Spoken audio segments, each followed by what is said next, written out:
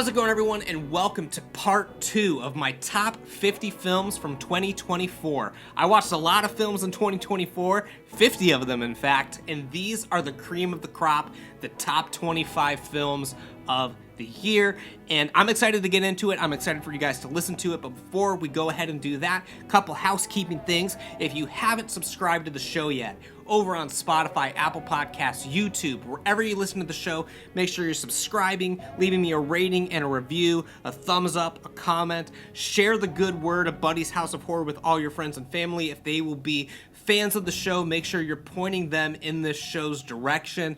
And without further ado, we're going to get to the long-awaited part 2 of my top 50 films of 2024. So now, let's get spooky.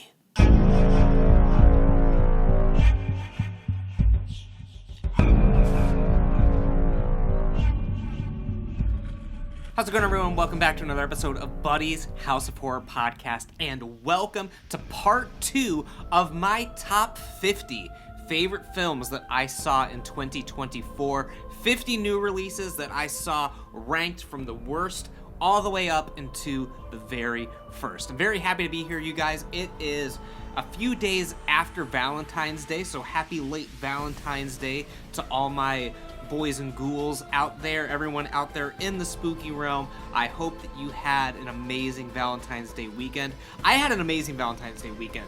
I got tattoos. I went to several dance parties that were vampire themed. One was a Cure night and one was specifically vampire soundtracks nights. So I had a great time this weekend.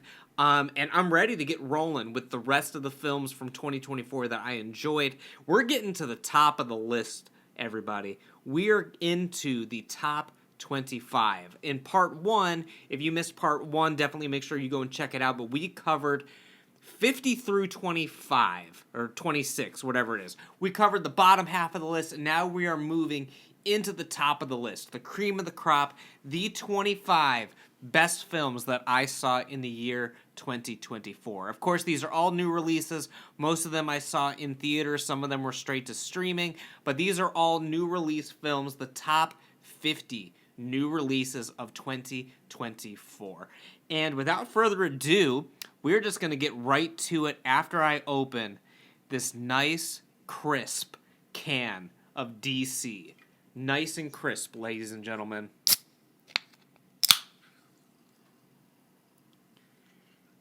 There ain't no better sound in the world than that. I don't know if I had it too close to the microphone, but there ain't no better sound in the world than the cracking open of an ice-cold Diet Coke. Taking a swig for the working man, and we are on the move. Of course, as I talked about in the first part, I rank every single film that I see, every new release, as I'm watching it on my Letterboxd account. So if you are not following me on Letterboxd already, you can go and follow me and keep track with me throughout the year of the stuff that I'm watching. And I have a list on my profile that is ongoing of the films in the year that I see. So as soon as I watch a film, whether it be in the theater or at home on streaming, if it's a new release, I have an ongoing list that I just put the films in and keep track of them all year long. So right now there's only a few films in there because, it's only the middle of February. So it's easy to keep track. By the end of the year, I hope to have at least 50 again in the 2025 films that are ranked. But of course, we're still talking about last year. So we're going to move on ahead with the upper part of my list. Last time we left off with Deadpool and Wolverine, and we're coming at you with another team-up of the century. Another team-up for the ages. This is, of course, Godzilla x Kong, The New Empire. Directed by Adam Wingard. Rise together or fall alone. Following their explosive showdown, Godzilla and Kong must reunite against a colossal undiscovered threat that is hidden within our world, challenging their very existence and our own.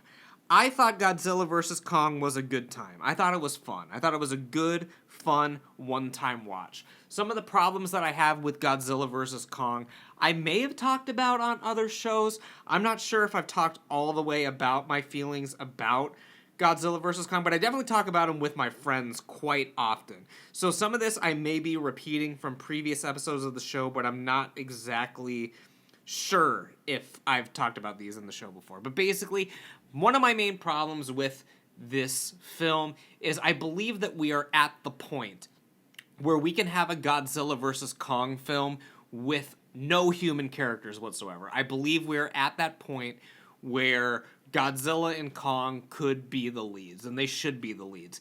Half of this film is Kong wandering around Hollow Earth, getting into some hijinks. He's going up to the Scar King. He's in that realm. He's messing around with Baby Monkey and Doug, or whatever that other thing is called.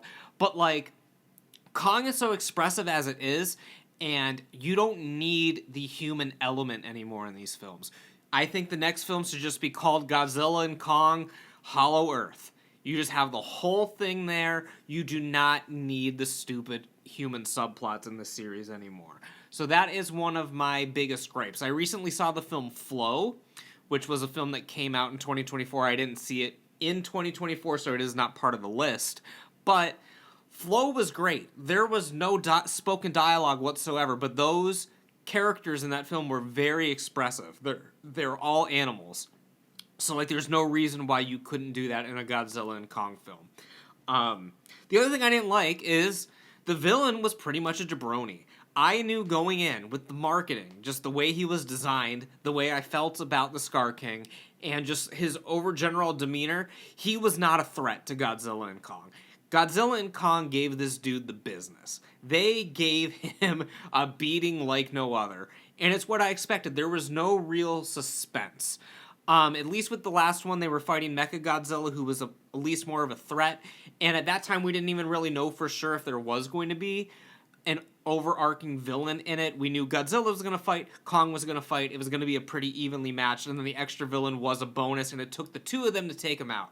I fucking think Kong could have taken out Scar King on his own. Godzilla definitely could have taken out Scar King on his own. This dude was not a threat.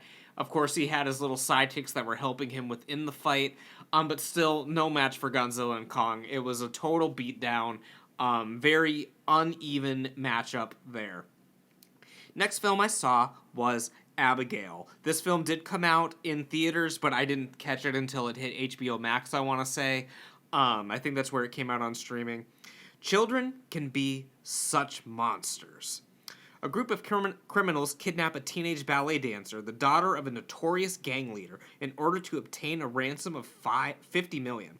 But over time, they discover that she is not just an ordinary girl. After the kidnappers begin to diminish, one by one they discover, to their increasing horror, that they are locked inside with no normal girl. Two films that feature Dan Stevens in them back to back. I guess I don't really like a lot of films that he's in. I don't think he's good in The Guest either. I'm just not that he's a bad actor, I just don't like the films that he's in for the most part.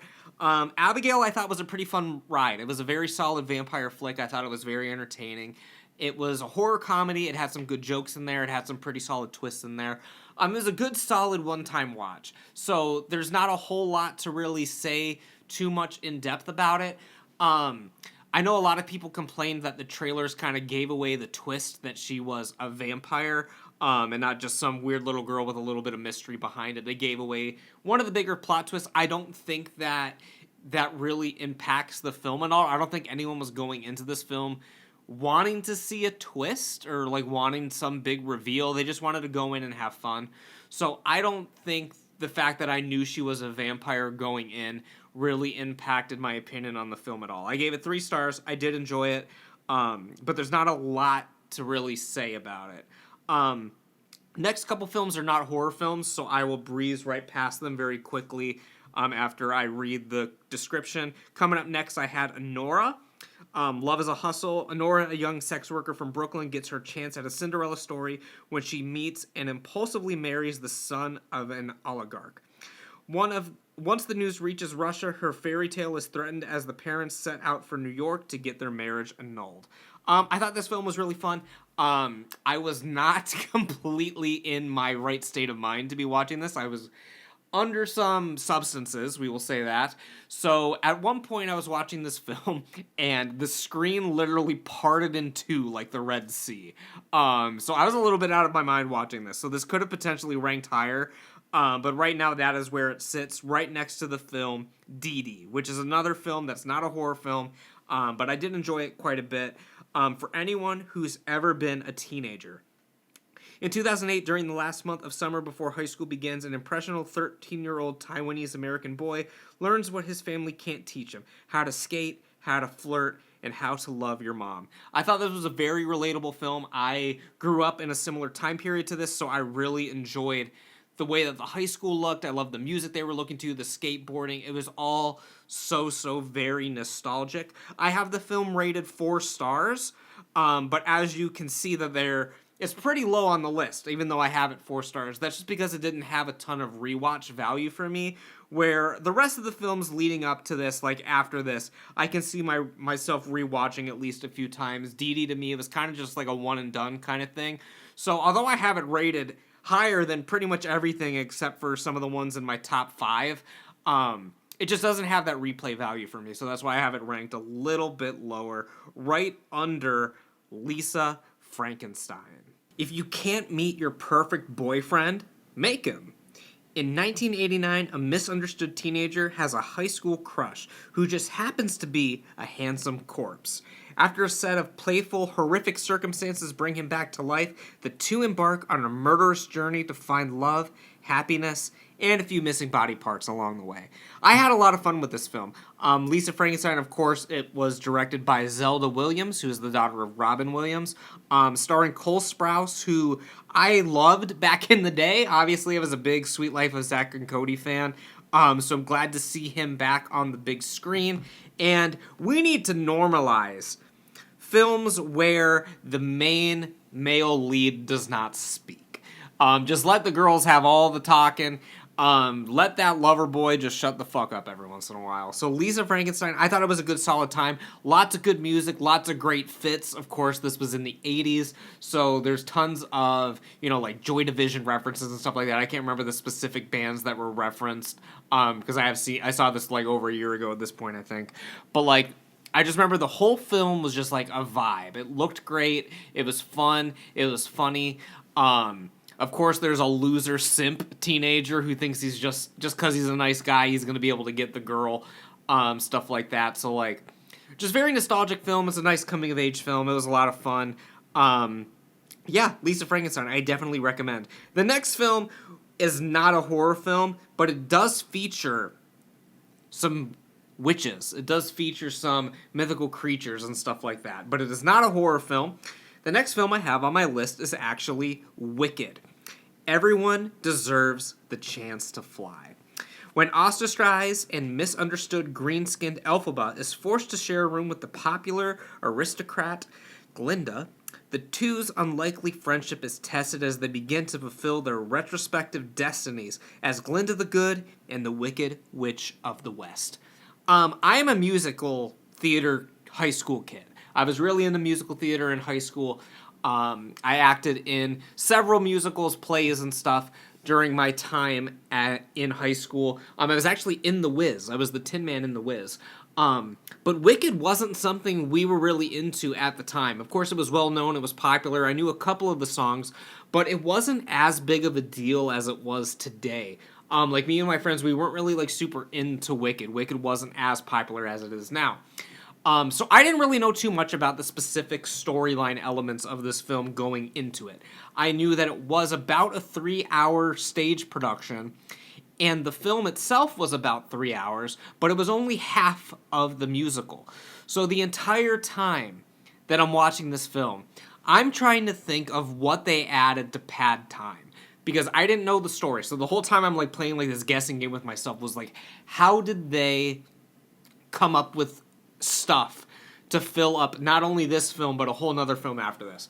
So I'm watching this film and there's a whole storyline where the government essentially is making it so animals cannot speak. There's one animal teacher left at the magic school, and he essentially gets fired, and there's a little underground group of animals who basically is going to steal their right to speak, their intelligence, what makes them them.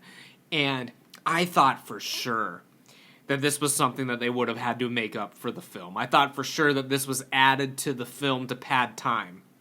It was not. It was in the musical.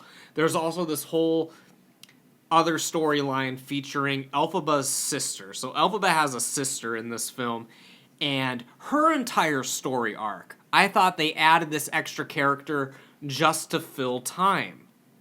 It's not made up. I was like, there's no way that this was in the original musical, but it was. So I'm really at a loss of what they made up to fill the time in this musical. I don't know if they just stretched out specific scenes as long as possible, if they actually added stuff. Again, I still have not seen the actual musical version of it. But I have no idea how they're going to stretch this out to like 6 hours, like double the length of the musical. So I'm not really too sure what is going on with Wicked, but I am excited for the second part. So I did enjoy the film quite a bit. Yeah, so that's pretty much all I have to say about Wicked. It had good performances, it had good acting, I like the music. Again, at this stage in my life, it's not something I consider like one of my personal favorite films of the year, but I did enjoy watching it. I'm glad that I saw it. Yeah, and I can't wait for part 2. So moving on to a film from a director who has another film actually coming out this weekend, so very, very soon. Osgood Perkins, the director of Long Legs, has another film coming out this week called The Monkey. Can't wait to go see it. But Long Legs, I thought it was a pretty solid flick, and let's talk about it just for a minute. Say your prayers. FBI agent Lee Harker is a gifted new recruit assigned to the unsolved case of an elusive serial killer. As the case takes complex turns, unearthing evidence of the occult, Harker discovers a personal connection to the merciless killer and must race against time to stop him before he claims the life of another innocent family. I really enjoyed the film Long Legs. I gave it 3 stars. Why did I give it 3 stars? I thought it was a little bit deeper than what it was. Of course, if it's something that you rewatch, because I have looked into a lot of the lore behind it, there's tons of stuff hidden in the background. There's hidden little subtle references of things that you can pick up on. Not quite to the Fight Club level and stuff like that, but there's a lot of like stuff that gives the film enough rewatch quality to be rewatched. I haven't rewatched it yet, but I do plan on rewatching it. I may end up bumping my rating up a little bit. I gave it 3 stars, so it was a solid flick. I liked it quite a bit. Nicolas Cage, of course, is a trip in this. I think Miles really missed the opportunity to dress up as Long Legs for Halloween, because he's essentially already there. Miles has got the crazy hair. He shaved his face. He looks exactly like Long Legs. Like, all he needs to do is wear like a weird white vintage suit, and he would have the costume right there. I cannot believe that Midnight Miles did not put any effort into making a Long Legs costume this year. More so than the film itself, I'll always remember Long Legs for the reaction of my friends after the film and the arguments that ensued, because Miles, of course, was obsessed with it. Jared, on the other hand, was obsessed with hating on it. So it led to quite the comical movie theater walk back to your car conversation quite the time, and made that entire conversation a very memorable moment. Probably one of my top 5 moments of the year was watching Jared go insane about Long Legs. But I enjoyed the film. I liked the mood, the aesthetic of it. It is one that I do want to rewatch. Maybe I'll end up bumping my score up, or maybe I'll feel like Jared and think that it's overrated and bump it down. I'm not sure. But right now, I think 3 stars, and just having the memory of really liking it a lot is enough. The next film on my list, now that I'm looking at my list, I probably could have bumped this film up even more, because the more I think about this film, the more that I like it. But right now, this is where I have it ranked, and this is Stephen Miller's Werewolves. They Will Hunt You. A year after a supermoon's light activated a dormant gene, transforming humans into bloodthirsty werewolves and causing nearly 1 billion deaths, the nightmare resurfaces as the supermoon rises again. 2 scientists attempt to stop the mutation but fail, and must now struggle to reach one of their family's homes. I had a ton of fun with this film. I actually think I saw this film on the same day. I did a double feature, actually. Yeah, I watched Werewolves, and then I watched Wicked right after it.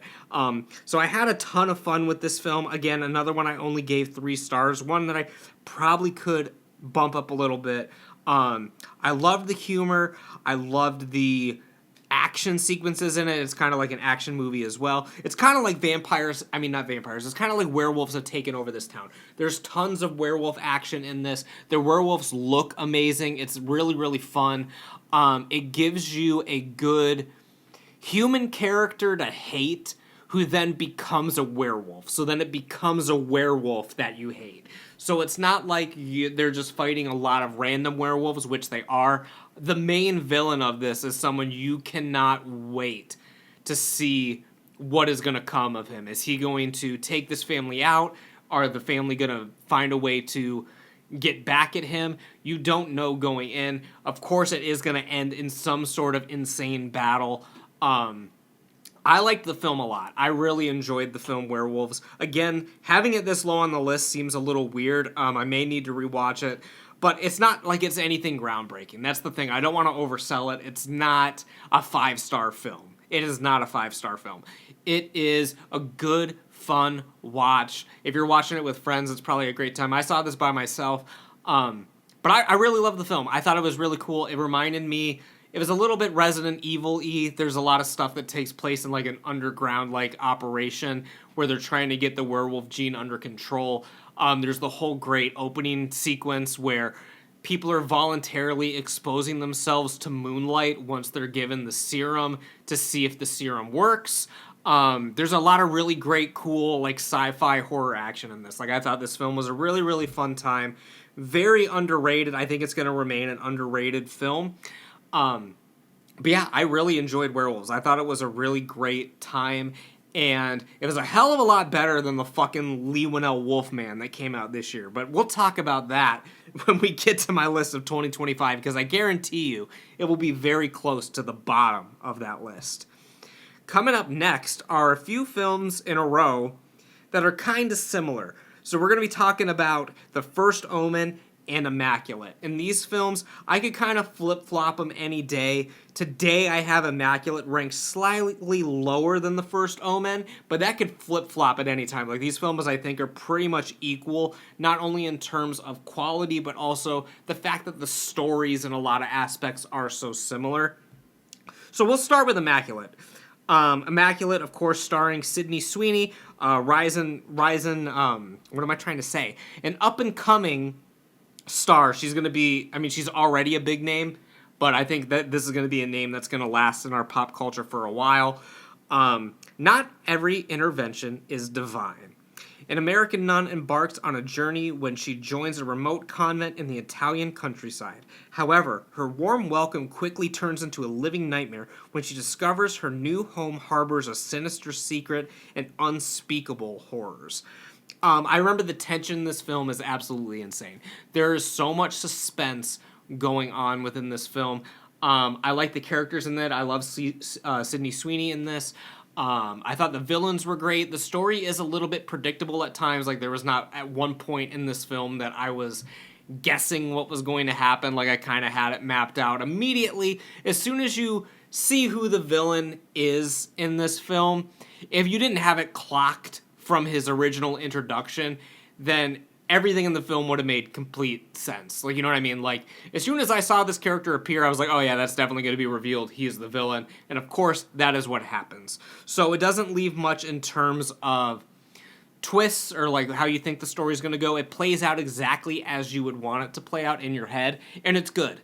Like, it plays out very well. There's a couple scenes in this that I'll remember for the rest of my life. There's a scene that features a little suicide attempt. I won't reveal if it was successful or not, but that's a very memorable scene. Of course, the ending scene of this is insane. The ending scene of this is going to be something that I remember for the rest of my life. Loved Immaculate. Thought it was very good. I thought it was immaculate. Coming up next, like I said, or equally, I'm just talking about it later, is The First Omen. Create something to fear. When a young American woman is sent to Rome to begin a life of service in the church, She encounters a darkness that causes her to question her own faith and uncovers a terrifying conspiracy that hopes to bring about the birth of evil incarnate. So if you haven't been able to tell by my descriptions of these two films are remarkably similar. These two films are remarkably similar films. Yeah, I mean, and I alluded to it earlier, but Cuckoo has a similar thing going on in it. So at that point, I was kind of burnt out when we finally got to Cuckoo. But with these two films, it was still relatively fresh. I mean, I did rank them about the same. I think if I were to re-rank this list, I would probably have Immaculate slightly higher than The First Omen. But either way, I mean, the films are essentially the same. I enjoyed both films equally, I think. But yeah, they're very similar films. I would, for better or worse, a double feature of this could happen. So you could watch both of these and then really determine which one is better, or you could watch them a year apart and be like, oh, I thought I saw that already before. But I really liked both films. I thought they were different enough where by the time I saw The First Omen, I didn't give it a low score, because I did see Immaculate first. But regardless, those two, I think, are pretty equal within my mind. Next is a film I think I talked about on a few shows before, and it's I Saw the TV Glow. Of course, this was directed by the same woman who did We're All Going to the World's Fair, so I am a fan of their work, and I am so excited about this film. I was so excited about this film watching it. I watched it in a dead mall, which is exactly how I thought that you would be able to watch this. So it was a movie theater, and by the time the film was over, just walking out into the mall, and the mall was complete, like, I mean, it's not like a completely dead mall, like, there's still stores open during the day, but by the time the film let out, the mall had been closed. So just kind of eerily walking through this closed mall is the perfect way to be watching this film. Look a little closer. Teenager Owen is just trying to make it through life in the suburbs when his classmate Maddie introduces him to a mysterious late-night TV show, a vision of a supernatural world beneath their own. In the pale glow of the television, Owen's view of reality becomes to crack. I really like this film. I really like the messages behind this film. It's not one that I see myself rewatching again and again, but it reminds me a lot of old creepypastas and stuff like that. Like, everyone's seen those creepypastas where it talks about how there was a TV show that everyone watched, but no one remembers it. So this film really reminded me of that. I really enjoyed a lot of things about this film. I enjoyed, the subtext with this film. I love what the film was trying to say, like, metaphorically. I like the characters in the film. It stars, his name is escaping me at this exact moment, but it stars the same guy who is in Detective Pikachu, playing a very different character, obviously. So he does have range. I thought the film was a great time. Again, it's something that you need to watch sort of in the right state of mind, similar to We're All Going to the World's Fair. But I thought the film, like, for me personally, it's not something I see myself rewatching again and again, but I did think it was very impactful to me. I do think that it was a very powerful film. I hate the term elevated horror, but it was one of those elevated horror films. It had a message behind it that makes you think.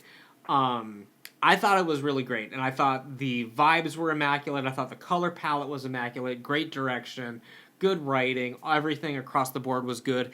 I love how the film sort of took a break midway through and became a concert at a bar for a while. So while you're just like sitting there listening to music, I thought that was a ton of fun. It was a good way to kind of break it up and sort of put you back in the real world, because you can kind of get loose in the trance of the film, I guess. So that kind of brought you back to reality just slightly, for the little Phoebe Bridgers set list that they had in the middle of the movie. But yeah, I saw the TV Glow. I thought it was great. I saw it. I liked it. And we are moving on to a couple non-horror films, so we will breeze by them rather quickly, the first of which is Inside Out 2. Make room for new emotions. Teenager Riley's mind headquarters is undergoing a sudden demolition to make room for something entirely unexpected. New emotions. Joy, sadness, anger, fear, and disgust, who've long been running a successful operation by all accounts, aren't sure how to deal with anxiety showing up. And it looks like she's not alone. I enjoyed Inside Out too. For me, just as an adult watching this, it's a little bit harder to relate to. When I was younger, Toy Story was huge. So I was around the same age of Andy, the main kid from A Toy Story, when the first film came out, and when the second film came out, and when the third film came out. It kind of went through my entire childhood with Andy. So had I been the same age as Riley when this film came out, I probably would have related to it a lot more. But I do love the film a lot as someone who struggles very heavily with his own anxiety. I felt the film very relatable in that regard. Just again, like as an adult coming in, it's not something I can put in like my top animated films of all time or anything like that. But I did enjoy it quite a bit. It's dangerously close to the top 10 of the year for me. So I did like it quite a bit. It's just some of the story elements about it as well. Like I felt it was one of those films where they're adding new obstacles just to keep the runtime going. Like, they almost get to where they need to go, then something happens and they have to travel a little further. Then they're almost where they need to get to go again, and then something happens where they need to travel a little further. Like, it felt like it was turning its wheels a little bit. But overall, I liked the film a lot. I liked Anxiety a lot because I feel like that's how my brain works at times. I enjoyed the alternate animations that they had in this. They had like some imaginary friends or something like that from what I can recall. Like they go into like this special like jail and like there's different versions of animation, like not CG animation, there's like hand drawn and stuff like that. So I thought that segment was very creative as well. But we're not here to talk about Inside Out 2, just like we're not here to talk about the next film on my list, which was an anime film called Look Back. Manga drew them together, life made them best friends. Popular outgoing Fujino is celebrating by her classmates for her funny comics in the class newspaper. One day her teacher asked her to share the space with Kaimoto, a truant recluse whose beautiful artwork sparks a competitive fervor. What sparks as jealousy transforms when they realize they share a passion for drawing. I like this film a lot. I thought it was very creative. It was very moody. I went to go see it with a few of my friends, and there were some tears that were shed in this film by the illustrious Dynamite Jared. So, good, solid film. One of my favorite animated films of the year. Not my top favorite animated film of the year, but definitely high up on the list. Next film, we're getting to horror again, so we can talk a little bit more in depth, potentially. Speak No Evil. This was a film that, when I saw the trailer for it, I was like, this film looks incredibly familiar. And then when I left the theater after watching the trailer, I can't remember what I was watching when I saw the trailer for this the first time, because they really beat the trailer to death with this one. Like, the trailer for this film was everywhere leading up to the release. And after that first time I saw it, I was like, this seems like a very similar idea to something that I've seen before. Lo and behold, I do a little research as soon as I leave the theater and find out that, yes, I have heard of it before because there was another film called Speak No Evil that came out just a couple years prior. So this was a remake of a foreign film. It's the same exact title. And the trailer for this actually got a little bit of controversy because I remember it said, like, written and directed by the screen by James Watkins, who's the director of this version of the film. And obviously, it's a remake. So it's not something that they painted it like it was this man's creative vision, which it was not. So it had a lot of controversy going into it, but it still looked good. I mean, obviously, like, it was remade from a film that I had not seen up until that point. I did watch it after the fact, but it was a film that I had known about for years, a film that had been very highly regarded amongst horror fans. So I was excited to see our interpretation of it. So I went to go see it, and what did I think? Well, obviously, it's very close to the top of the list, so I did enjoy it quite a lot.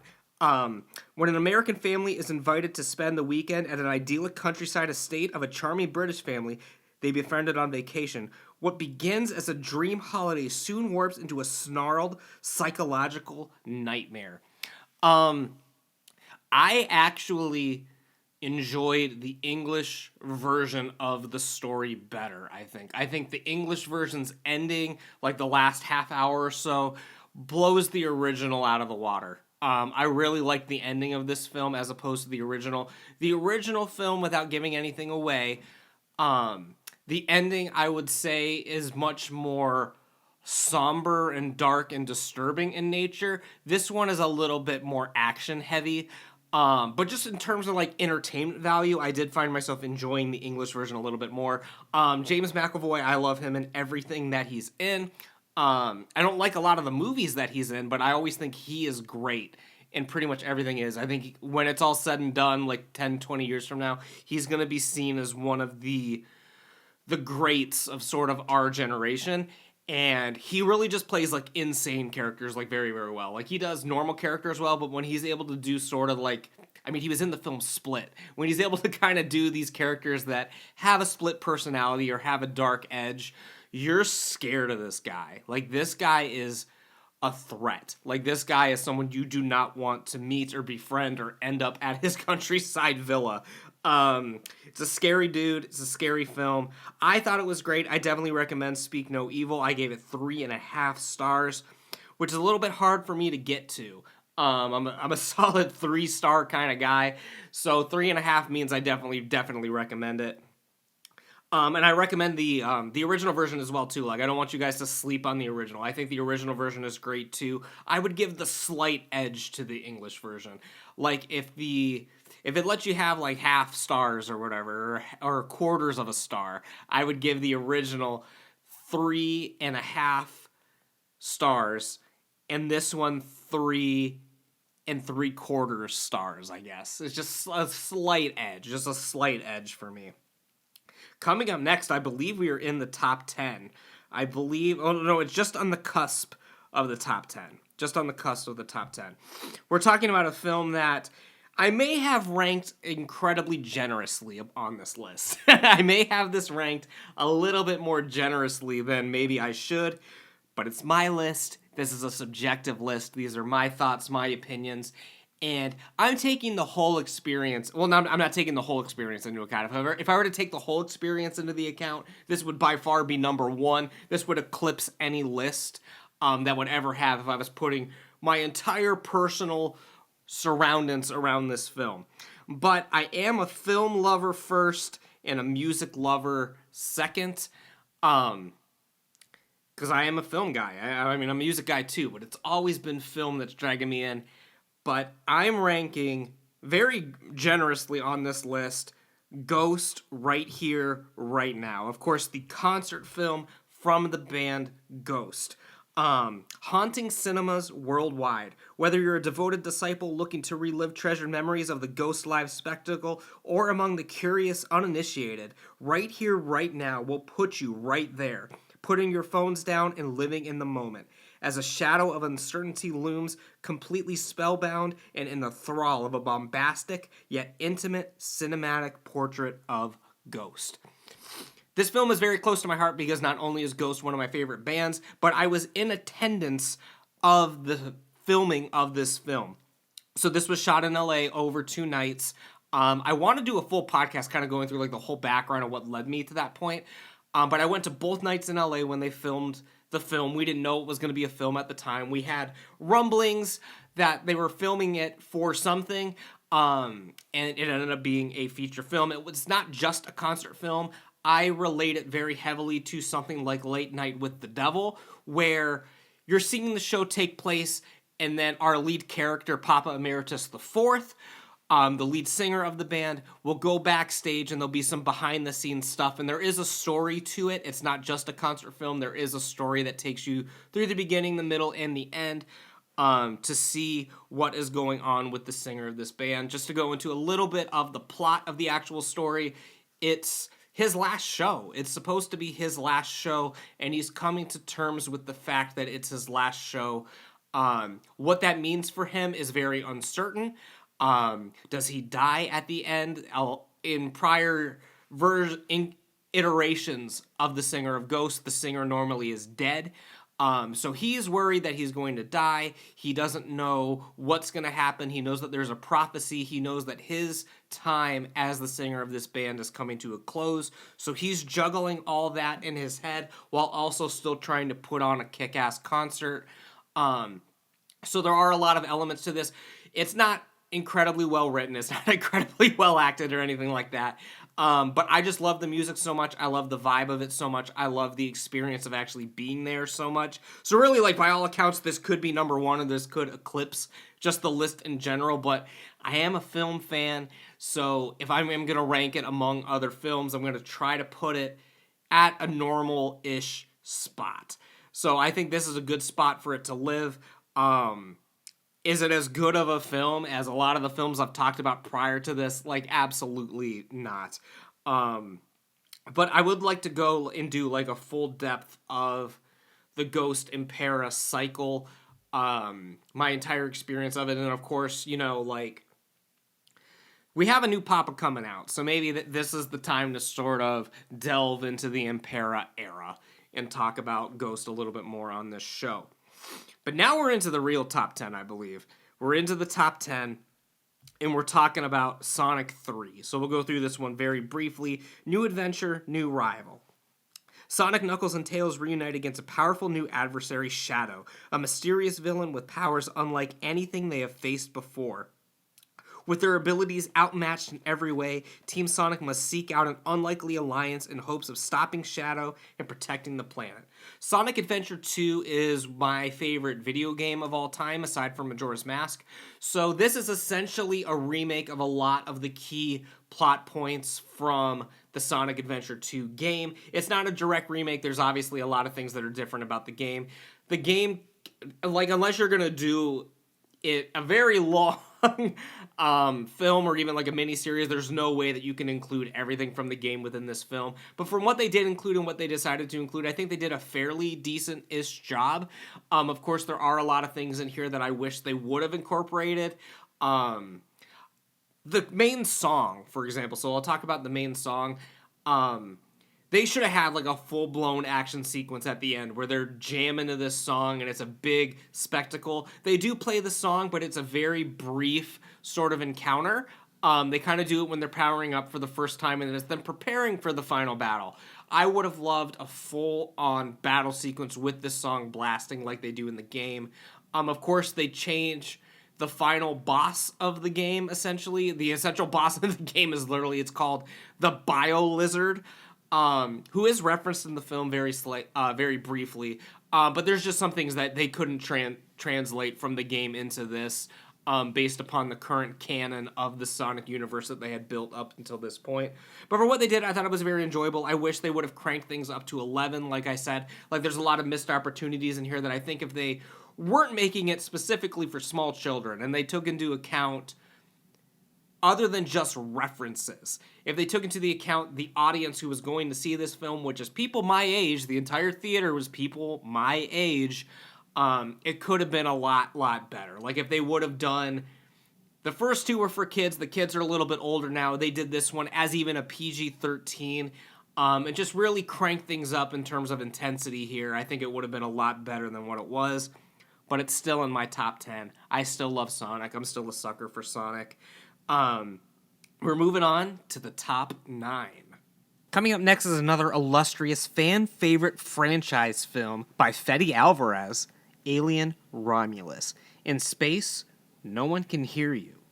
While scavenging the deep ends of a derelict space station, a group of young space colonizers come face to face with the most terrifying life form in the universe. I thought this film was a lot of fun. There is not a ton that I can really say about Alien Romulus. It is an alien movie. It had some questionable CG in the film. I really like what they did with a lot of the stuff in this too. It had genuine tension. It had fun action sequences. It had some pretty decent scares. I am obsessed with the alien hybrid monster that is at the end. Again, not a ton to say about Alien Romulus, just a good solid film all the way around. Good horror film. And yeah, it's in my top 10. I enjoyed it quite a bit, although I don't have a ton to really say about it. Next film is not a horror film necessarily, but it does deal with ghosts, yet again.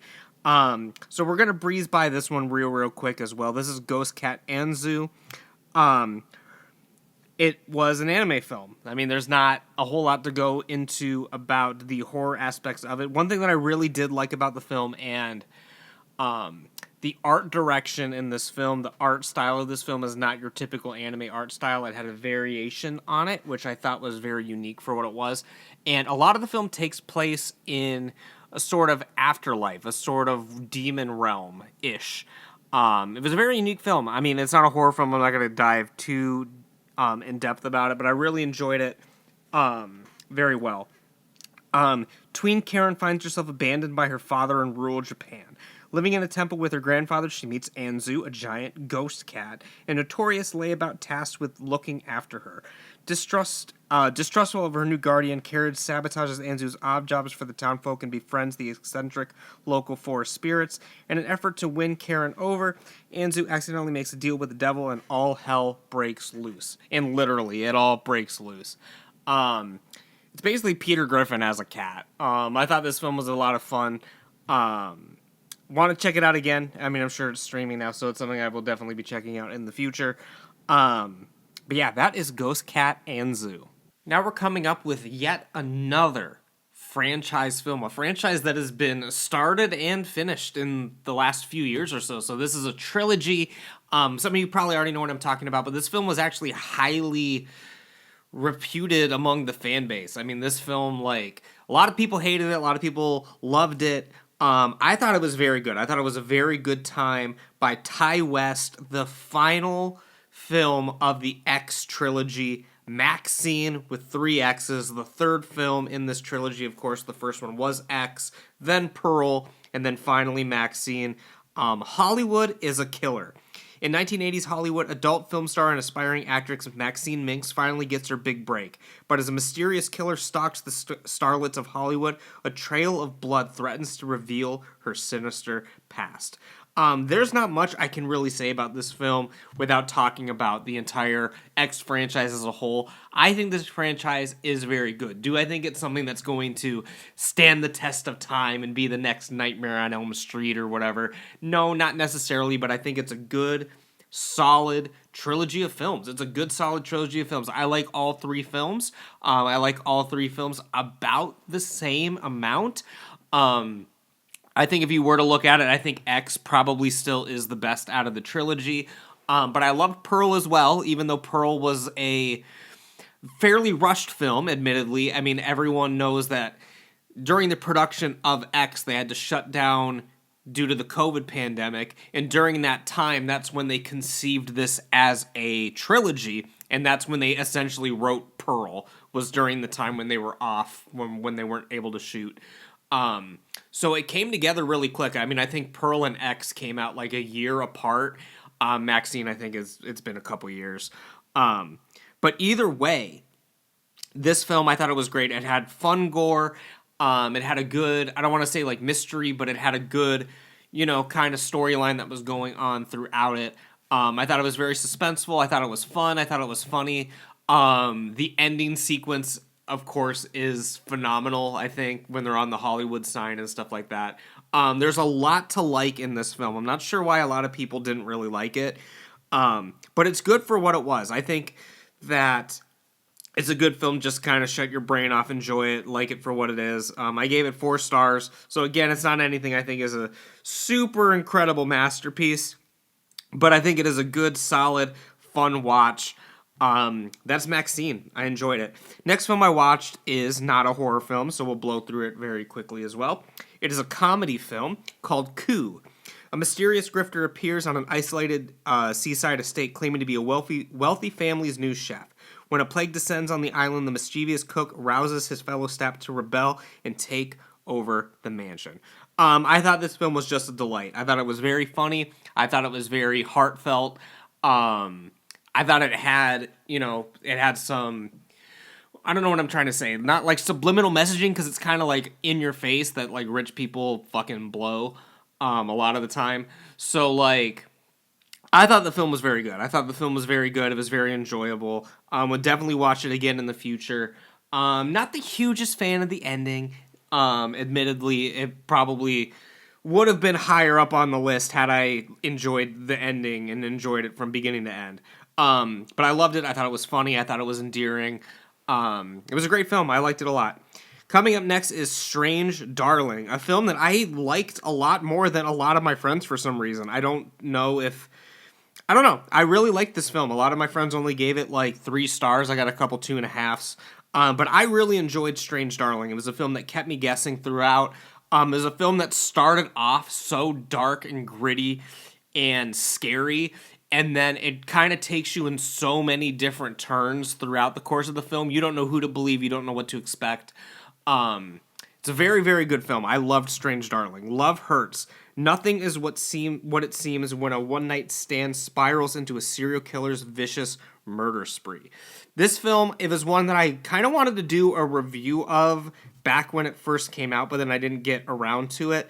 But I thought that this film really kept me on the edge of my seat throughout most of it. And it was always at the very top of my list throughout, ever since I saw it. Like, it's not like something I forgot about, because this was fairly early on in the year when I saw this, I think. Let me see, show your activity on Letterboxd. Oh, so I saw it in August. Okay, so it was a summer film, but it instantly went to the top of my list. One thing that stood out to me is that the opening title card, it says that it was shot on 35 millimeter. And at that moment, you know you're just waiting for peak cinema when they have to advertise that it was shot in 35 millimeter. It had a lot of fun side characters in it as well. I remember this scene where they kind of go up into the mountains and then there's these squatters, like these weird like hermit characters. It definitely needed a lot more of those guys in there. But I thought the film was very, very good. It did keep me guessing. I can understand, I guess, in some ways why certain demographics wouldn't like it. I'm surprised that Miles didn't like it as much as I did. He gave it a fairly low score compared to what I was expecting from him in this. Like I said, like out of my friend group, like I think I liked this film the most out of everybody. So it was a little bit of a film that I championed, even though I didn't really talk about it at all. It's a film I internally championed for being a good film. I do want my wife to watch it and see what she thinks about it as well. And coming up into the top 4. These are films that I've talked about on this show a lot, I believe. There's only one of them I don't think that I've talked about too much. Really, I guess, I don't know. 2 of them I have, 2 of them I haven't, now that I look about it. Late Night with the Devil, I'm not going to go on a whole rant about Late Night with the Devil. Did a whole review about it, and I did various other episodes alluding to Late Night with the Devil and talking about it briefly here and there. I had a great time seeing Late Night with the Devil. As everyone knows, it was kind of a peak buddy night. I went and I had dinner at the cinema. Like, I got a pizza in there. I had popcorn. I had a big drink. I was living it up. I had a great time watching this film. I had a great time rewatching this film, because I think the truest way to watch this film wasn't in a theater, but was to watch it as if it was a late night television show. So starting it at like 11:30 p.m. when your Jimmy Fallon's or Stephen Colbert shows would be starting, that's when you need to start watching this and treat it as if it is an actual broadcast you're watching on TV. I loved it. Like I said, it's very similar to Ghost Right Here, Right Now in a lot of ways, where you see the production going on the screen, and then you get a little bit of the behind the scenes as well, and it has an overarching story from what's happening on screen and what's happening off screen. But do not adjust your set. A live broadcast of a late night talk show in 1977 goes horribly wrong, unleashing evil into the nation's living rooms. One way I do want to see this film is I know that they do have like a special release of this on VHS, and it's called Night Owls. I haven't checked that out. I haven't been able to get my hands on it, but it is something that I do want to watch, because again, I think it'd be cool to watch this on VHS as if someone taped it off of the TV in 1977, even though you weren't able to do that at the time, obviously. I mean, the VCRs weren't until the 80s. But I think that'd be a cool way to watch the film as well. So I am on the lookout for a copy of Night Owls on VHS if anyone is willing to make a donation to Buddy's House of Horror. Coming up next is a film that has been getting a lot of Oscar buzz. Not my number 1, which also has some Oscar buzz behind it, but number 3 is The Substance. If you follow the instructions, what could go wrong? A fading celebrity decides to use a black magic drug, a cell-replicating substance that temporarily creates a younger, better version of herself. This is a film my wife has watched like 4 or 5 times already. This is one of her favorite films. For me, obviously, it's in my top 3. I enjoyed the film a lot. I enjoyed the body horror. I enjoyed the story. I enjoyed the characters. I enjoyed the atmosphere. I enjoyed the sets. I love the shots like of the apartment, and you can see like the billboards in the back and stuff like that. All around, I love this film. It had great performances from Margaret Qualley and from also Demi Moore. One critique, admittedly, about this film is Demi Moore doesn't need a younger, better version of herself. Demi Moore looked good in this movie. But if you're willing to suspend your disbelief, Margaret Qualley does a great job as well as the younger version of her. She's been really coming up in the horror realm. She's really been making strides. She obviously was in this. She was in Poor Things.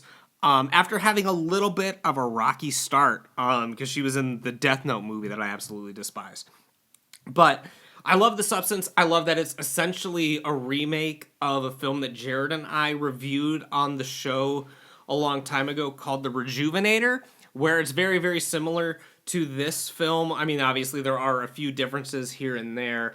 So if you haven't seen my review of The Rejuvenator yet, go ahead and check that out. I'd love to do like a triple feature. A triple feature with The Substance would be great. You start off with The Wasp Woman from the 50s, you go right into The Rejuvenator, and then you go into The Substance. In fact, like if you look at the comments of my Rejuvenator review from back in the day, there's some comments on it like, yo, they totally ripped this movie off, which I'm sure that it's not a ripoff because there are a lot of things that are very, very different from that. But if it wasn't if it was not an inspiration, I will say that this isn't that original of an idea, because it has been done before the Rejuvenator, obviously. So was it an influence on this film? I'm sure that during the conception of this, someone had brought up the Rejuvenator and potentially they watched it or something like that. But it is definitely not a ripoff of the Rejuvenator. The Substance stands on its own, and like I said, that is a good trilogy to watch. Coming up next is a film that I've talked about to death, so I'm just going to keep it as brief as I possibly can. This is Terrifier 3, directed by Damien Leone. Prepare to be terrified again. 5 years after surviving Art the Clown's Halloween massacre, Sienna and Jonathan are still struggling to rebuild their shattered lives. As the holiday season approaches, they try to embrace the Christmas spirit and leave the horrors of the past behind them. But just when they think that they're safe, Art returns, determined to turn their holiday cheer into a new nightmare. This festive season quickly unravels as Art unleashes his twisted branch of terror and proves that no holiday is safe. I think this is by far the best Christmas horror movie of all time. Sure, it's not as drenched in the holiday atmosphere as maybe a lot of people would like, but Art's in a Santa costume. It takes place around Christmas. There's Christmas murders that are happening. There's creative kills that have to do with Christmas. I like that the film is incredibly gory, incredibly shocking, but it's still fun. It's not something where you have to necessarily look away. Notoriously, this is the hardest I've ever laughed in a movie theater. In the shower scene when a character is sort of getting the business, he gets it terrible from Art. And I was dying when this was happening. A lot of people don't like one of the kills at the end that involves some rodents in a tube, which I get. But again, I just think everything in this film is just like so fun. Like there's one kill that's like straight up out of Looney Tunes with a bomb in a box. Like it's not taking itself too seriously. I love that this franchise is able to just kind of have fun. And although it is very gory, it is very shocking, it is very disgusting, like you can tell they're just having like a blast making these movies. Like you can tell that there's not a lot of evil going on with this. I mean, it's all in good fun. I mean, he's a fucking clown for... God damn it, he is a clown. Anyway, moving on to my favorite film of the year. If you had told me that this next film was going to be my favorite film of the year, as soon as it was announced, like before they even started like shooting it, like if they just said like, hey, this film was coming out in this year, it would probably be my favorite film of the year. Like, there's no doubt in my mind when you combine Nosferatu and Robert Eggers that I'm not going to love it. There is no way where you can take one of my favorite filmmakers of this modern era with one of my favorite stories of all time. Not just the Dracula story, but the Nosferatu story specifically. I've talked about Nosferatu for Death in various other shows on this channel. In fact, probably the reason a lot of people listen to this podcast is because of my Nosferatu video from many years ago. But Nosferatu is something that's been very, very close to my heart. Of course, I was introduced to it from SpongeBob, and I was like, what the fuck is this? So I had been aware of Nosferatu and the Nosferatu story even before I really read Dracula or watched Dracula or anything like that. Succumb to the Darkness. A gothic tale of obsession between a haunted young woman and the terrifying vampire infatuated with her, causing unknown terror in its wake.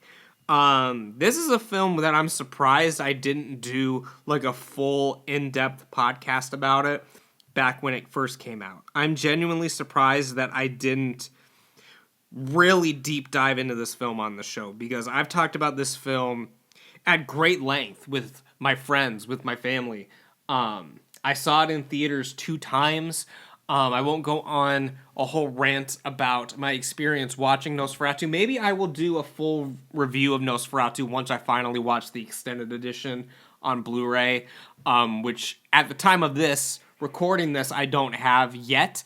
I have it pre-ordered, but it should be arriving very soon. I think it comes out on the 18th or something like that. So at the time that I'm recording this, I do not have it yet, but hopefully very soon I want to do a full in-depth review of the film Nosferatu. Obviously, a lot of people have done it already, but I want to do like my own take on it. I want to talk about my experience watching it. This isn't necessarily a time or place to do that, because we would be here all day talking about Nosferatu. Just, I love the imagery. I love the performances. I love the script. I love how weird it is. I love how it is faithful to the original in certain aspects, but also able to do its own thing, as a lot of good remakes should be able to do their own thing. Because if you're going to watch a Nosferatu in 2025, obviously we've had over 100 years of cinema since then, so it shouldn't necessarily be like the other remake of Nosferatu this year, where you just put the actors in the old film. There should be changes. There should be stuff that appeals to a audience in 2025 while still being respectful to not only the time period in which it was shot in the 20s, but respectful of the time period in which the story takes place, because obviously it takes place in the 1800s. Lily Rose Depp is a powerhouse in this. Nick Holt, who's really been good in everything. Like, I'm not going out and seeking his movies, but every time I see him in a movie, he is great. So he's an up-and-coming... I won't say up-and-coming because that's disrespectful, because he's been doing it for a while, but he is another icon of not only cinema, but in horror, too, because he was also Renfield.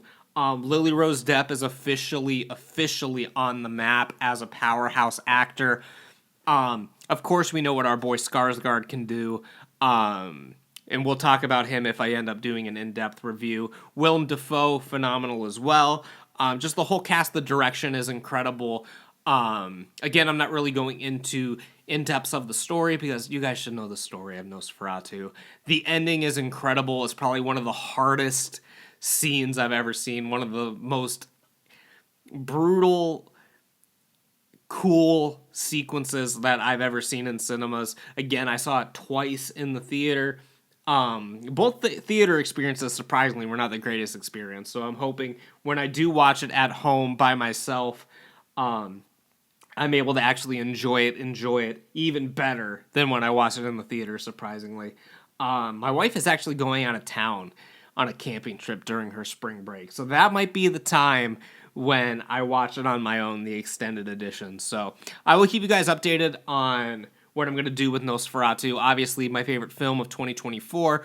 Looking forward to many films that are coming out in 2025. Of course, I've seen a few of them already. A few of them have been stinkers. I mean, you get a lot of stinkers coming in January and February, but I'm hoping as the year progresses, that there's another great horror film that I can gush about. I'm always looking for at least like 1 or 2 films per year that I can be a real champion for. A couple years ago, it was Past Lives. This year, it's Nosferatu and Terrifier 3 to some extent. But I just love film. I love horror film. I love talking about films. So what films have you seen so far in 2025 that you think I should check out? What films are you looking forward to in 2025 that we can check out together? What are the films from 2024 last year that really left an impact on you? Let me know. I want to hear about it all down in the comments below. And with that, we are just going to wrap up this episode. So I will see you guys in the outro. Thanks for listening.